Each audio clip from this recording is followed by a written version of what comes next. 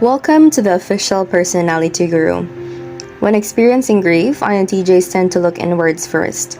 They often want to detach from the world and get a way to process things on their own. They can have difficulty processing the emotions they are dealing with, and many find themselves trying to apply logic to the situation so they can move on. They often become impatient with themselves and overwhelmed if they aren't given time or space. If they have to be around other people, they will try to present a calm face. They usually don't want other people to know about their emotional struggles and grief unless there is a considerable amount of trust built up. Some INTJs find themselves increasingly drawn to sleep or exercise as a way to deal with it. If despair or stress is chronic, INTJs may fall into a state of indulgence or hypersensory awareness. They can become uncharacteristically obsessed with details or prone to binge eating or drinking or over-exercising, or anything sensory and impulsive. Today, let's talk about INTJ loss and how INTJ copes with the many forms of losses. This is part 1. Before we start, make sure to subscribe to the Official Personality Guru and ring the bell icon to get regular updates on our latest uploads. And if you like this video, click the thumbs up button and share it with your friends. Some INFJ losses. Professional loss. Professional loss is such as redundancy or job loss or not feeling valued for your skills through losing a job or promotional opportunity can be highly button-pushing for the INTJ personality. This is because, as INTJs, we pride ourselves on being competent achievers who strive for excellence. We give our all to the organization we work for, only to find they no longer want us. Our jobs are deleted or obsolete, and we are made redundant.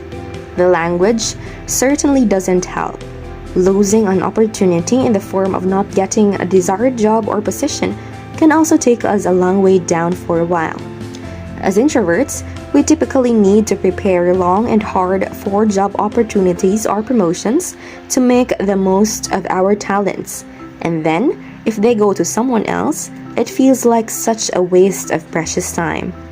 As an achievement-focused person, any loss of job opportunity can feel like a slight commentary on our skills, when it might not be the ideal job for us for the best fit for our skills. How to overcome this? Take the long view. Focus on your body of work over time and the larger arc of what you are working on. Your values, skills, and long-term competence provide a bigger picture in which to situate any specific loss more realistically. You might lose a job or opportunity, but you can take your skills with you. Learn from the experience, and once the immediate emotional reaction dies down, take time to reflect and get feedback for your personal development to be stronger for the next time. Hone your skills as an introvert seeking opportunity. Realize that the best person does not always get the job, and it's not a measure of your competence or skill. The traditional recruitment process can be deflating and exhausting for introverts. However, very often in the scheme of things, you might find out later it was not the best path for you. Understand that redundancy comes about because of contextual changes like policy shifts, labor costs, technology, and organizational change. Try to balance some of the lack of value feelings with objective and analysis about why it is not about you. How about you?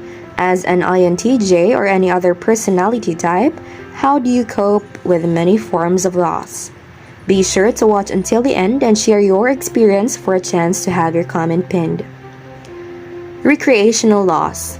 INTJs engaging in games, leisure activities, placing bets, and expressing opinions also find their competence and achievement focus can kick in.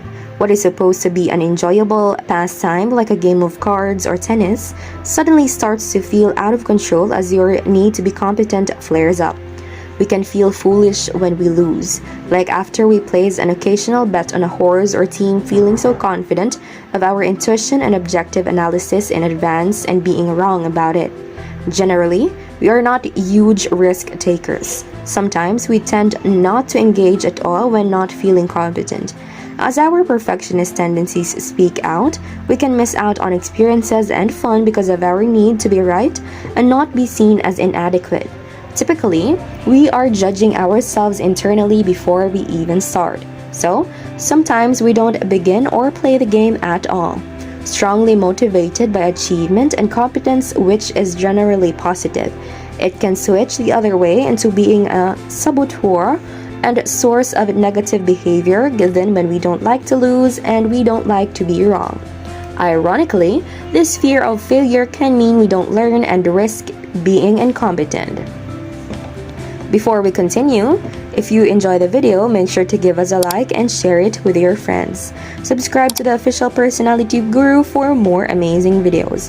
Don't forget to ring the bell icon to stay updated with our content.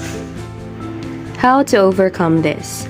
Take a philosophical and logical approach if loss or mistakes happen.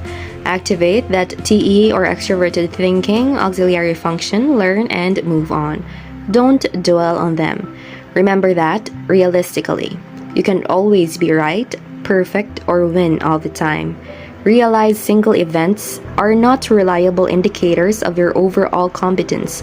Listen to your intuition and logic about when not to engage in bets or conversations where the odds aren't in your favor. When it's time to quit or when you're not sure of your footing. Use your quieter skills to observe and learn. Have a beginner's mindset. It's okay to attempt, to draft, to flail around, even to lose occasionally, and to have a laugh about it. Have fun and be playful.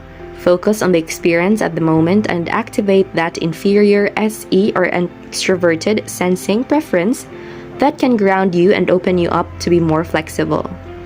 INTJs strive to find logical answers for things, and so they often process guilt utilizing this part of themselves.